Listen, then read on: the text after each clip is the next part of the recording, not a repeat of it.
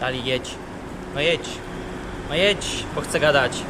Buongiorno Italia, buongiorno Maria, con gli occhi pieni di malinconia, buongiorno Dio. To dzień dobry Państwu, witam Państwa we Włoszech. Swoją przygodę z tym krajem zaczynam od zwiedzania najdroższego podobno miasta, czyli Wenecji. To miejsce, w którym się obecnie znajduję, to jest Plac Świętego Marka. Za mną jest Bazylika Świętego Marka. Plac Świętego Marka to jest to miejsce, które jak są powodzie w Wenecji, to tutaj właśnie często pokazują w telewizji, że ludzie sobie pływają kajakami albo chodzą w kaloszach i tak dalej, i tak dalej. Zazwyczaj podobno jest tutaj straszliwie dużo ludzi, no ale jak widać nie w tym roku. A takie restauracje jak ta za mną, gdzie grają muzykę na żywo, są właśnie najdroższe jakby knajpy w Wenecji. Wenecja to miasto położone na 100 wysepkach połączonych ponad 400 mostami. Bardzo łatwo się tutaj zgubić w takich wąziutkich uliczkach, jak na przykład ta. Ja się gubię tutaj non-stop. Wenecja została założona w V wieku na takich bagnistych terenach przez Włochów, którzy uciekali przed Hunami.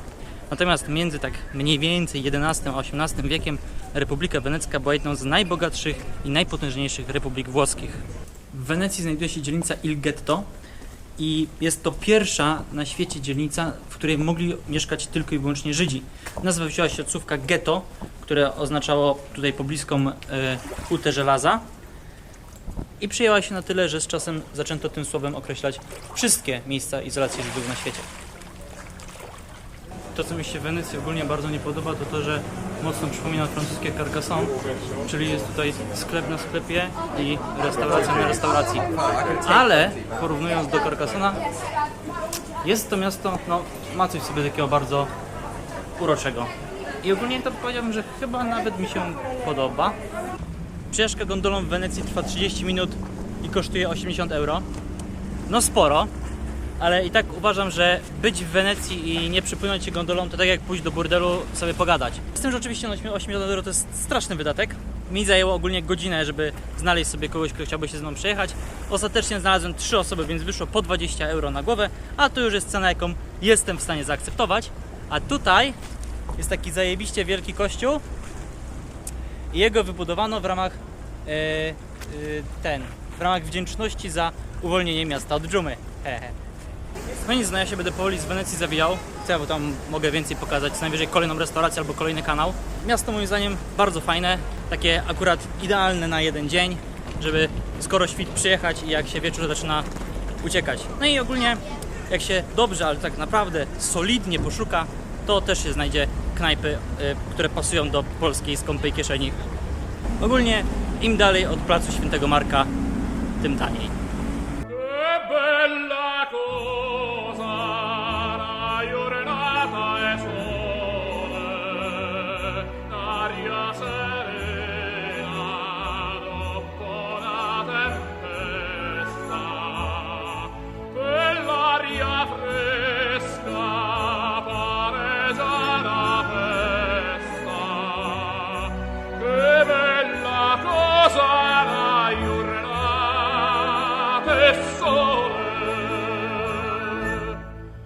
Dobra, dotarłem do Florencji. Moje pierwsze wrażenia są takie, że to miasto chyba też należy do jednego z tych droższych.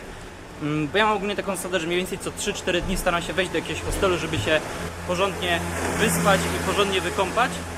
No i we Florencji był duży problem, żeby znaleźć coś taniego. W sensie najtańsze co znalazłem to był pokój 8-osobowy za 70 zł. I to jeszcze w pizdu daleko od centrum. Skończyło się to ogólnie tym, że wziąłem sobie miejscówkę znacznie bliżej, bo praktycznie w samym centrum za 9 dych. No bo jakbym miał płacić za bilety i dojeżdżanie do centrum codziennie, to i tak by wyszło na to samo, nie? Renesans oficjalnie zaczął się w XV wieku, jednak we Włoszech możemy powiedzieć, że było to już ponad 100 lat wcześniej.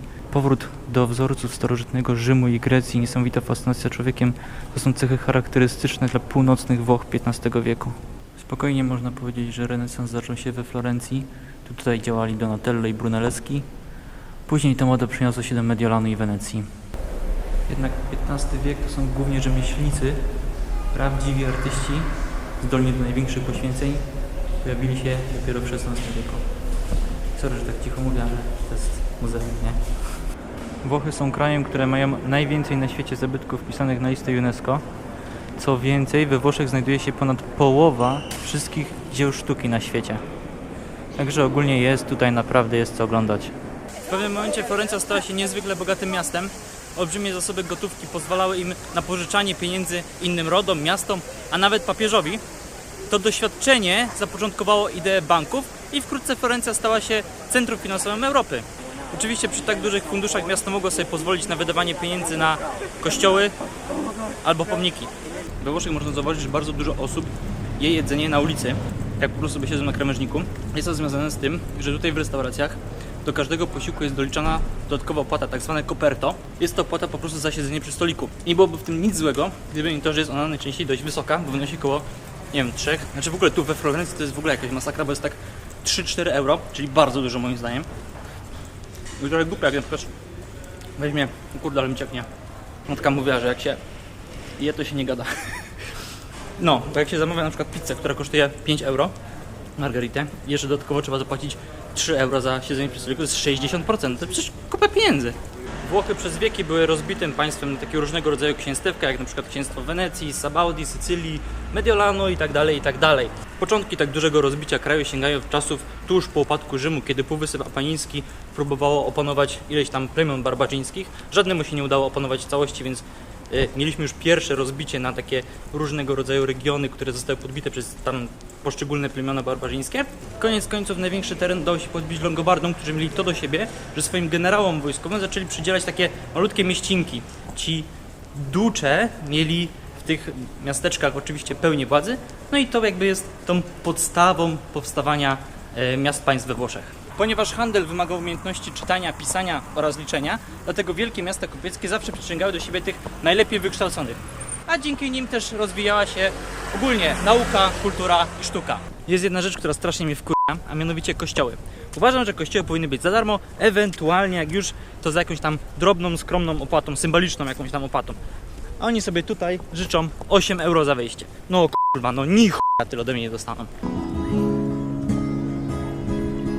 Ci wszyscy ludzie tutaj przyszli tylko i wyłącznie z jednego powodu. Otóż jest to najlepsza miejscówka na zachód słońca we Florencji. Jeszcze wam pokażę, że tutaj też jest ogólnie. Tu i tam po całej długości, tam wszędzie stoją ludzie. No, ja też jestem. W XIV wieku osoba władza zarówno cesarska, jak i papieska. I okazało się, że w dużych miastach kupieckich jest problem z utrzymaniem porządku.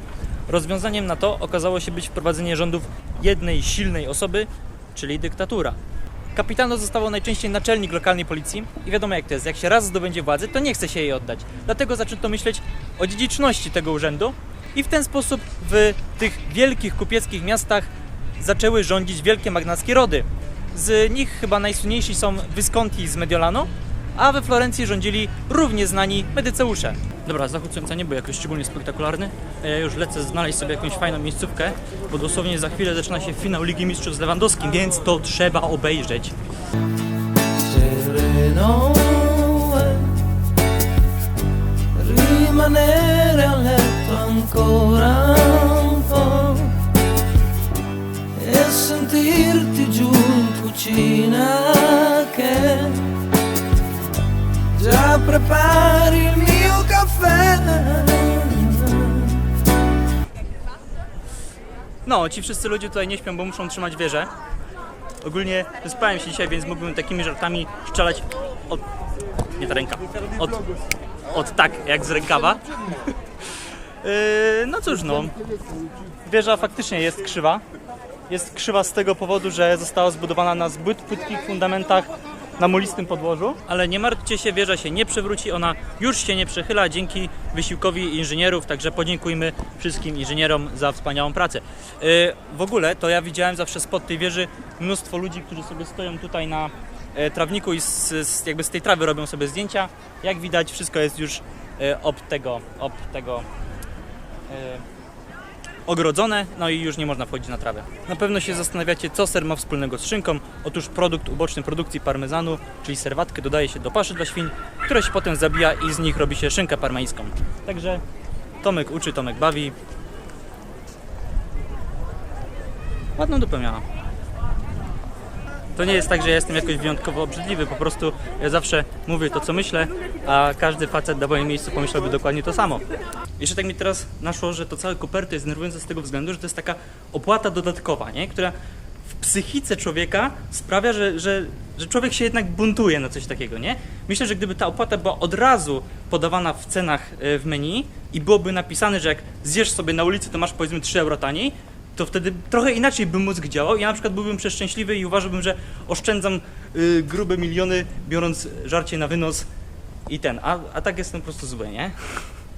Jeszcze przy okazji, będąc w tematach jedzeniowych, chciałem powiedzieć o jeszcze jednej rzeczy, która mnie bardzo denerwuje, a mianowicie między godziną 13 a 16 oni mają tutaj siestę i wszystkie restauracje są pozamykane. Akurat wtedy, kiedy mi się najbardziej chce jeść, w porze obiadowej oni mają siestę. Wspominałem już o tym na Instagramie, ale ponieważ nie wszyscy tam są, to powiem jeszcze raz. We Włoszech ogólnie jest gorąco i z tego powodu chciałoby się zjeść loda. Problem jest jednak taki, że jeszcze nie widziałem, żeby w sklepie można było kupić pojedynczego loda. Zawsze jak już oni pakują te lody po kilka sztuk naraz, co w moim przypadku jest kompletnie bezużyteczne, no bo co, no, musiałbym zjeść wszystkie lody za jednym zamachem. Z tego powodu wybieram się na lody do Maka. Powiem wam, że Toskania mi się troszkę nie udała. Wstałem dzisiaj specjalnie o godzinie 6 rano, żeby się tą Toskanią jak najwięcej nacieszyć. Jest już prawie 11 i jest cały czas taka mgła. Więc kurde, nie ma żadnych widoczków. Ach, tak jakoś... Nie wiem, co jest dzisiaj z tą pogodą. To musi być jakaś anomalia, bo nie wierzę, że to jest normalne.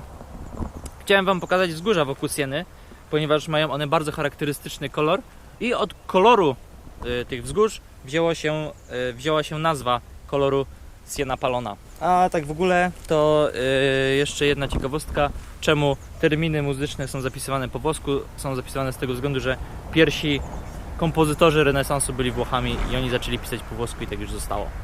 Charakterystyczne dla Toskanii są właśnie takie drogi dojazdowe do domów, takie aleje z cisami z obu stron. Zaraz pokażę wam jedną z bardzo znanych miejscówek z filmu Gladiator. Ogólnie wydaje mi się, że cierpią troszkę na popularność, bo jest kilka dróg dojazdowych do tego domku i z każdej strony są tabliczki, że teren prywatny, nie wolno wchodzić, a nawet z jednej strony była tabliczka, że w razie czego to mają wielkiego psa. W ogóle to chyba większość nieruchomości w Toskanii cierpi na to, że turyści ją zadeptują, bo praktycznie wszędzie widzę właśnie tabliczki, że zakaz wchodzenia i że mają psy. Wypierdalać. Jeśli chodzi o napoje, to zdecydowanie najwięcej we Włoszech pije się wina i wody. I ogólnie powiem wam, że jest na tyle ciepło, że ja miałem ochotę na jakieś zimne piwko, ale stwierdziłem, że jestem we Włoszech, więc będę pił wino.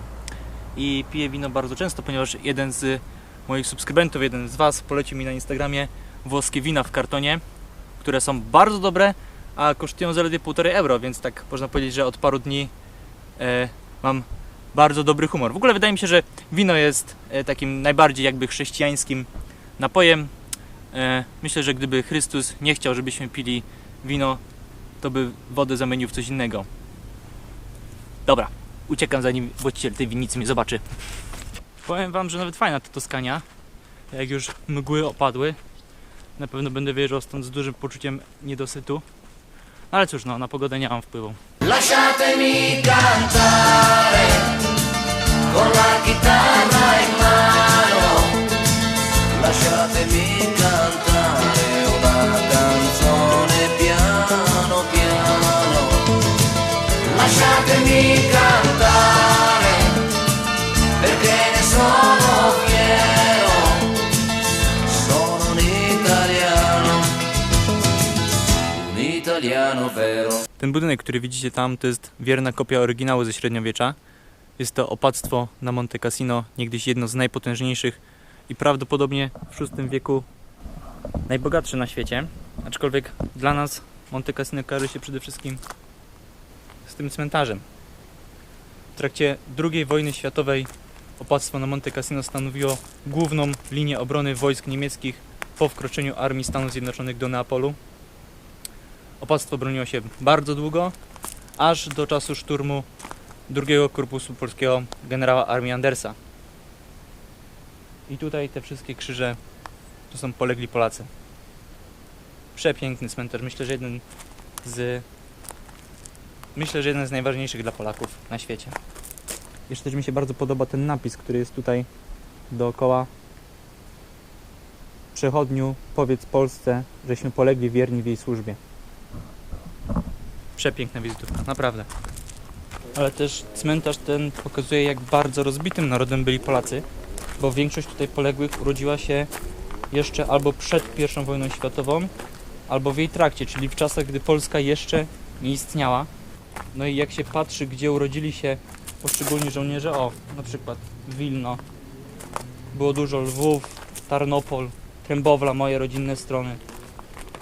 Było też miejscowości z Białorusi, z Rosji, widziałem jakieś niemieckie miejscowości, widziałem Wiedeń, widziałem nawet jakieś, jak to było, Jersey City, coś takiego, co domyślam się, że pewnie było miejscowością ze Stanów Zjednoczonych. No, straszna sprawa, mam nadzieję, że nigdy, o, Trębowla, no, mam nadzieję, że nigdy nie będzie mi dane doświadczyć wojny, bo akurat tego naprawdę bym nie chciał. Lwów, New York. No, mój dziadek był w armii, która zdobywała Berlin, więc akurat się trochę nasłuchałem. Naprawdę piękny cmentarz. Przepiękny.